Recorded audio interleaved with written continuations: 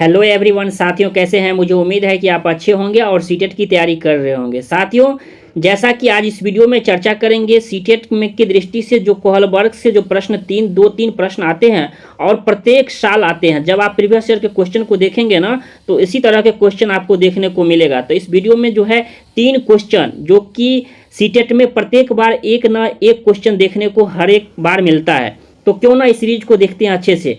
तो कहता है, जैसा कि देख पा रहे होंगे स्क्रीन पे, समझने की कोशिश करते हैं। पहला क्वेश्चन में कहता है, भले ही सरकारी अनाज के गोदाम को लूटने से कानून की अवहेलना होती है, लेकिन गांव की भूखमरी मिटाने के लिए मुझे सरकारी गोदाम लूट लेना चाहिए। यह कथन कोहलबर्ग की तरह बात पूछा जा रहा है। यह किस सिद्धांत का यानी किस चरण में वो आएगा। पहला क्वेश्चन समझने की कोशिश करते हैं।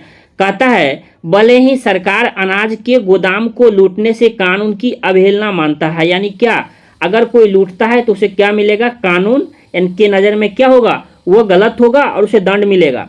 अवहेलना होती है, लेकिन गांव की भूखमरी मिटाने के लिए, कहने का मतलब होता है गांव की क्या है, एक गांव में एक समाज की तरह, क्या गांव में कौन लोग रहते हैं, समाज पूरे मतलब फैमिली मेंबर होते हैं। तो गांव के भूखमरी मिटाने के लिए मुझे सरकारी गोदाम जो है लूट लेना चाहिए। एक तरफ कह रहा है लूटना कानूनी अपराध है, यानी इससे क्या होगा, दंड मिलेगा। साथ ही साथ दूसरा बात ये हुआ कि अगर सरकारी गोदाम को लूट लेते हैं तो क्या होता है, यह एक गलत है, और अगर लूट लेते हैं तो क्या होता है, गांव की भूखमरी मिटाने के लिए यह काम आ जाएगा। तो कहता है यह सिद्धांत किस चरण में होगा, क्या यह दंड एवं आज्ञाकारिता होगा, या व्यक्तिक इनाम हमारा जो अभिविन्यास है ये होगा, या आपका सामाजिक अनुबंध अभिविन्यास होगा। तो साथियों, जिसमें देख पा रहे होंगे, जिसमें कहता है गांव की भूखमरी मिटाने के लिए मुझे सरकारी गोदाम लूट लेना चाहिए, यह क्या किस चीज़ को दर्शा सकता है, यह हमारा सोशल कॉन्ट्रैक्ट ओरिएंटेशन को दर्शाता है,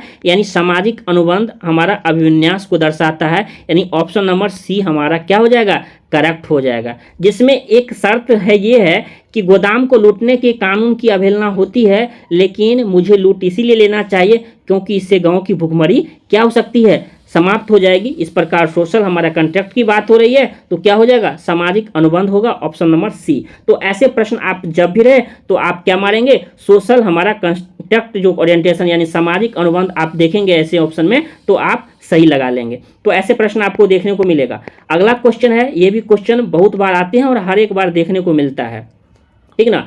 कहते हैं, वैसे तो दवा चुराना हिंज की पत्नी को बचाने के लिए आवश्यक है। यानी कहता है, हिंज की कहानी आप जानते भी होंगे।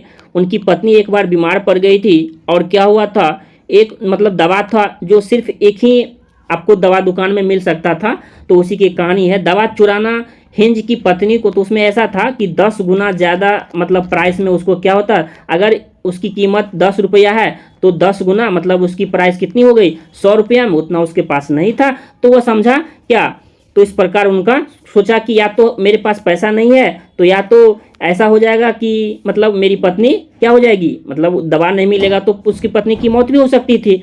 तो इस प्रकार आप हिंज की कहानी जानते होंगे। तो इसमें कहता है, दवा चुराना हिंज की पत्नी के लिए आवश्यक है, फिर भी उसे दवा नहीं चुराना चाहिए क्योंकि नियम तो सभी के लिए बराबर है। कहना का मतलब है, फिर से गौर से सुनिएगा, वैसे तो दवा चुराना हिंज की पत्नी के लिए आवश्यक है। एक तरफ कह रहा है क्या, पत्नी के लिए दवा चुराना सही बात है, क्योंकि 10 गुना में अगर दवा चुराना गलत है तो किसी चीज़ का 10 गुना में ज़्यादा बेचना भी तो गलत है, ठीक ना। तो कोहलबर्ग कह रहे हैं, वैसे फिर भी उसे दवा नहीं चुराना चाहिए क्योंकि नियम तो सभी के लिए बराबर होता है, यानी रूल सभी के लिए बराबर होता है।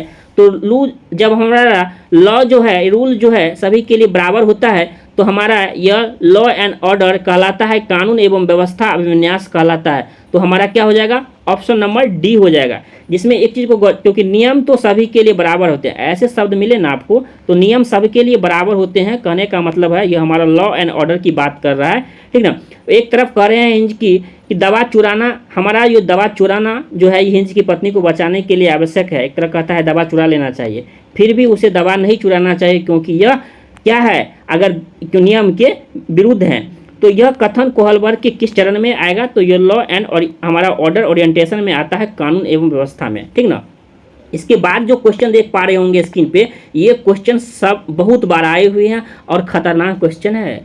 जिस प्रकार एक माँ और बेटा का प्रेम होता है ना, उसी प्रकार बाल विकास में आपको जीन पियाजे कोहलबर्ग से प्यार करना पड़ेगा, नहीं तो वो आपको छोड़ के चला गया तो फिर समझ लीजिएगा 2 से 3 नंबर कम हो जाएगा, ठीक ना। 2-3 नंबर कितना इंपॉर्टेंट होता है, जब 81 होता है ना तब पता चलता है क्या, जब हमारा 1-2 नंबर से छूटता है ना तब पता चलता है। तो इसीलिए ऐसा होना ही नहीं चाहिए। पूरे टारगेट कीजिए कि 30 में 30 लाना है, इस बार तो लाना है, ठीक ना। तो उसी तरह से आप तैयारी कर सकते हैं। कहते हैं कोहलबर्ग के अनुसार, कोहलबर्ग महोदय के अनुसार सही और गलत प्रश्न के बारे में निर्णय लेने में शामिल चिंतन को क्या कहते हैं, जिसमें कहता है कोहलबर्ग के अनुसार सही और गलत प्रश्न के बारे में निर्णय लेने में शामिल है, उसको मैं एक तौर पे बताता हूँ। अगर आपको पूछा जाए, ठीक, ये आपकी माँ, ये आपकी पिता है, कोई अगर आपसे पूछा जाए कि माँ या पापा में से एक को चूज करो, तो और आपको एक चूज करना पड़ेगा, ठीक ना, एक आपको चूज करना पड़ेगा, या तो मम्मी को चूज करो या पापा को, तो आप क्या कर गए, दुविधा में फंस गए, क्या माँ को चूज करे या पापा को, लेकिन आपको चूज करना है, एक को चूज करना है, तो यह हमारा नैतिक दुविधा कहलाता है। साथ ही जब आपने निर्णय ले लिया, इस चीज़ को देखिएगा, निर्णय लेने में शामिल चिंतन को, तो हमारा यह क्या कहलाता है, नैतिक तर्कना कहलाता है, यानी मोरल रीजनिंग कहलाता है। दूसरा एग्जाम्पल मैं देता हूँ, यह एग्जाम्पल आप जरूर समझ जाइएगा, ए बी करके समझ जाइए। ए है आपका क्या, एक बॉय है और एक गर्ल है, ठीक, एक बॉय है और एक गर्ल है। क्या होता है, दोनों में जब प्यार होती है, प्यार होने के बाद जब शादी की बात आती है तो माँ नहीं मानती है, माँ कहती है, माँ नहीं मानती है, साथ ही माँ, आपकी माँ कहती है बेटा या तो तुम उस लड़की से प्यार करते हो, तो बेटा कहता है, देखिए प्यार जब हो जाता है ना तो शादी की बात होती है, तो माँ कहती है बेटा या तो तुम उस लड़की से शादी करो, ठीक, तो माँ नहीं मानती है, तो बहुत कुछ होता है, तो कहती है या तो तुम उस लड़की के पास चले जाओ या फिर मेरे पास। तो वह लड़का जो है, गर्ल, हमारा बॉय जो है, ठीक ना, यह दुविधा में फंस जाता है। दुविधा में ये फंस गया कि हम एक तरफ हमारे गर्लफ्रेंड के पास जाएं, मतलब हम शादी कर लें, ठीक ना, या एक तरफ हमारी माँ के पास जाए। जब वह दुविधा में फंस गया तो हमारा यह नैतिक दुविधा कहलाता है, ठीक ना, क्या कहलाता है, नैतिक दुविधा, यानी मोरल डायलेमा कहलाता है। और उन्होंने डिसीजन ले लिया, नहीं मुझे माँ के पास जाना है, तो हमारा यह लास्ट में जो हमारा निर्णय ले लिया, तो हमारा यह मोरल रीजनिंग कहलाता है। तो इस प्रकार आपका यह नैतिक तर्कना हो जाएगा। आप अच्छे से समझ भी गए होंगे, ठीक ना। अगर कहीं भी डाउट है फिर भी आप कमेंट बॉक्स में आप हमें बता दीजिए। कोहलबर्ग से यह 3 प्रश्न, जो कि प्रत्येक बार 1 से 2 प्रश्न आपको देखने को मिलता है, तो ऐसे क्वेश्चन को आप प्रैक्टिस कर सकते हैं, अभ्यास कर सकते हैं। यह सेशन कैसा लग रहा है, अगर आपको यह वीडियो अच्छा लगा हो तो दोस्तों तक जरूर शेयर कीजिए। इस चैनल पर पहली बार आए हैं तो चैनल को सब्सक्राइब कर लीजिए, और इस वीडियो को ज़्यादा हो सके तो शेयर कीजिए। और एक बात, टेलीग्राम ग्रुप का लिंक दिया गया है, नीचे में डिस्क्रिप्शन में लिंक दिया गया है, आप इसे भी ज्वाइन कर लीजिए। जय हिंद, जय भारत।